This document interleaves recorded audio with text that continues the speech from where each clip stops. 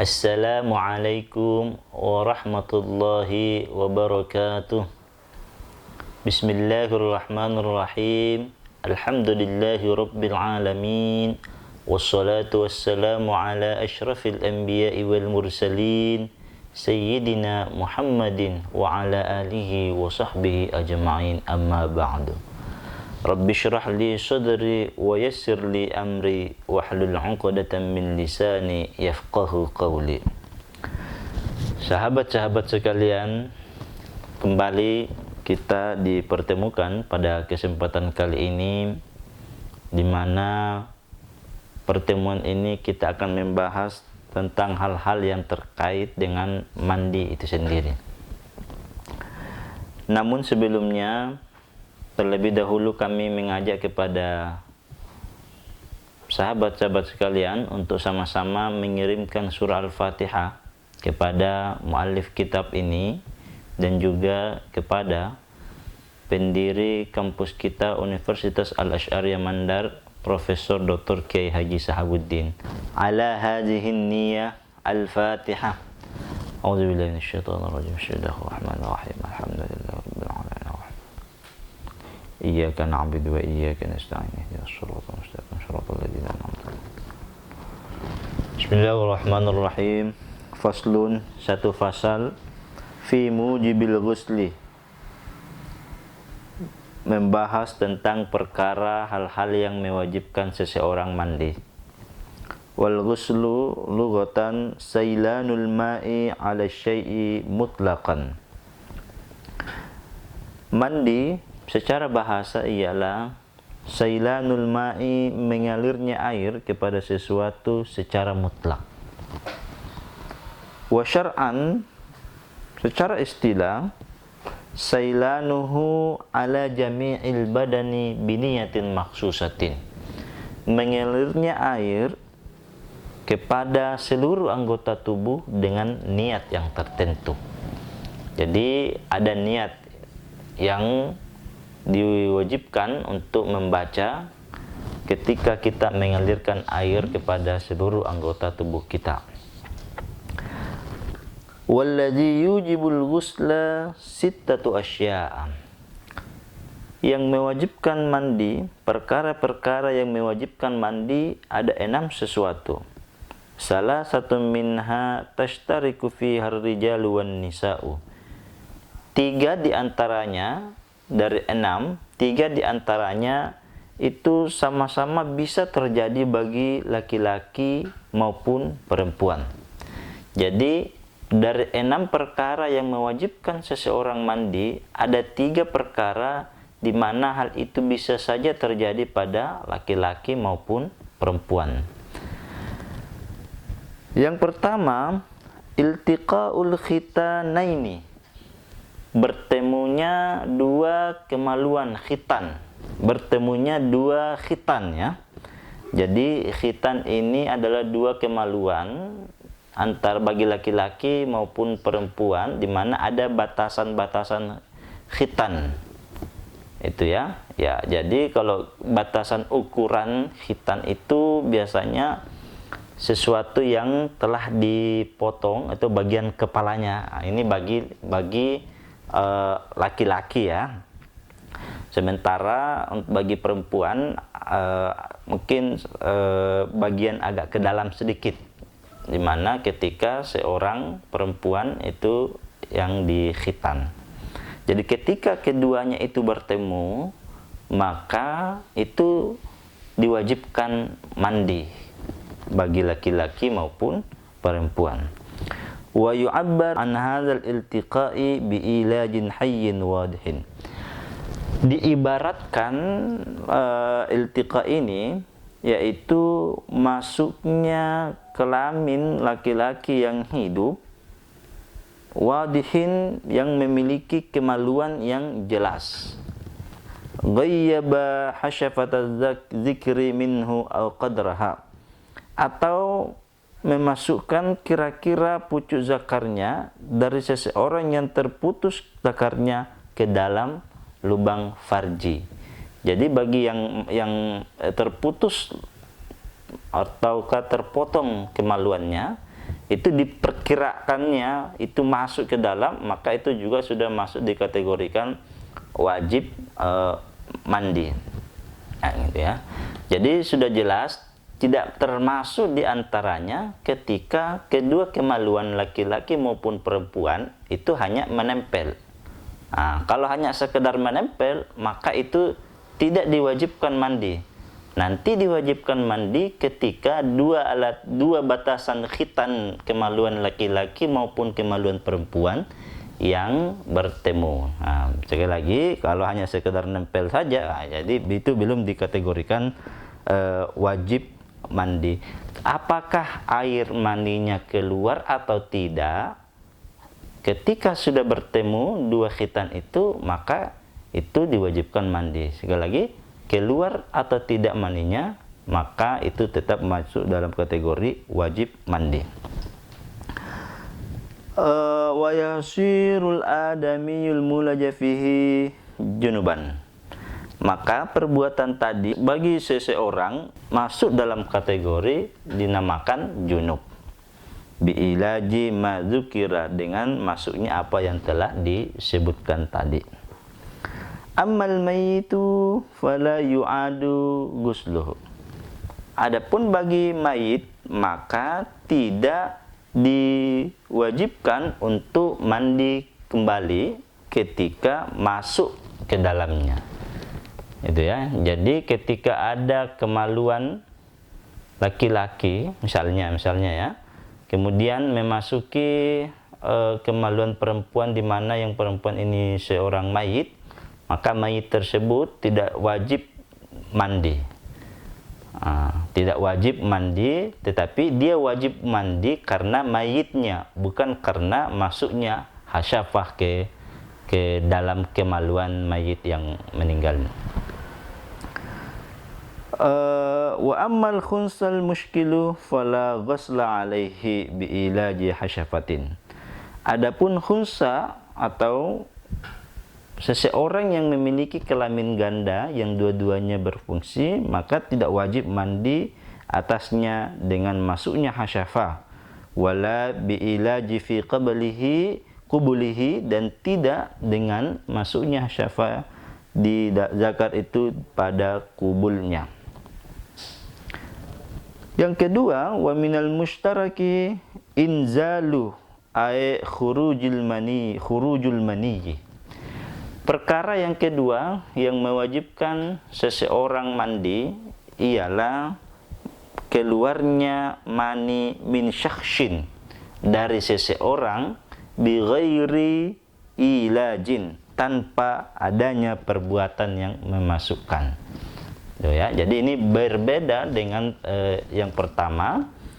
Yang kedua ini adalah ketika air mani keluar, maka ini keluarnya tanpa dengan perbuatan misalnya perbuatan hubungan badan.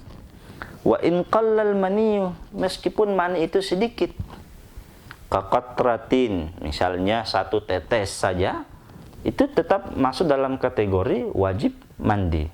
Walau kanat ala launid dami, meskipun mani itu seperti warna darah, itu tetap juga diwajibkan mandi. Walau kanal khariju bijima'in, sekalipun juga keluarnya mani itu dengan perbuatan jima, bersetubuh ataukah tidak bersetubuh. Karena ada kalanya tidak selamanya mani itu keluar ketika bersetubuh. Selain daripada bersetubuh itu bisa saja keluar. Nah, itu juga tetap dikategorikan wajib mandi. Fi yaqdhihi au naumin, di dalam tidur, di dalam bangunnya atau di dalam tidurnya. Misalnya mimpi berhubungan badan kemudian keluar, maka itu juga wajib bermandi. Bisyahwatin au ghairiha, ataukah apakah dengan adanya syahwat atau tanpa adanya syahwat, itu juga tetap diwajibkan untuk tetap masuk dalam kategori wajib mandi. Min tariqihil mu'tadi au ghairihi, ataukah mani itu keluar dari sesuatu yang sewajarnya ataukah selain daripada yang sewajarnya. Misalnya inkasara solbuhu melalui, misalnya ketika tulang rusuknya pecah, fakharaja maniyuhu, kemudian keluar maninya, ya maka wajib juga mandi. Jadi berdasarkan keterangan ini, ada kalanya mani yang wajar keluar itu biasanya dari kemaluan. Tetapi bisa saja keluarnya mani itu dari sesuatu yang tidak wajar, seperti misalnya apa yang disebabkan tadi adalah tulang rusuk yang pecah. Nah, biasanya di situ keluar maninya. Nah, tentu ada perbedaan antara mani dengan mazi.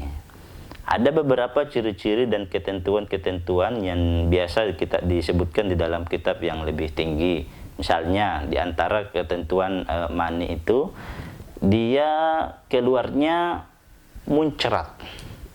Berbeda dengan mazi. Mazi itu keluarnya agak-agak, dia tidak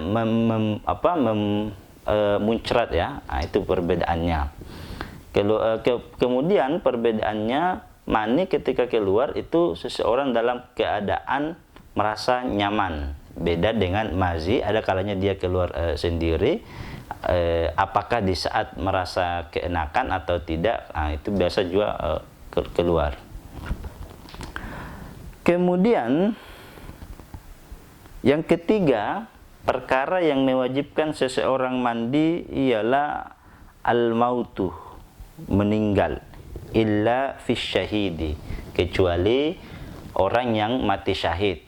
Jadi orang yang mati syahid itu tidak wajib dimandikan. Yang wajib dimandikan adalah orang yang mati selain mati syahid. Tentu banyak perkara-perkara yang menyebabkan orang mati syahid. Misalnya orang yang meninggal disebabkan karena adanya wabah, itu juga masuk dalam kategori mati syahid. Misalnya juga meninggal ketika dalam keadaan sedang menuntut ilmu, itu juga masuk dalam kategori mati syahid. Misalnya lagi meninggal tenggelam, itu juga masuk dalam kategori syahid. Nah, tetapi kategori syahid yang dimaksudkan di sini adalah mereka yang meninggal dalam ketika sementara berperang di jalan Allah.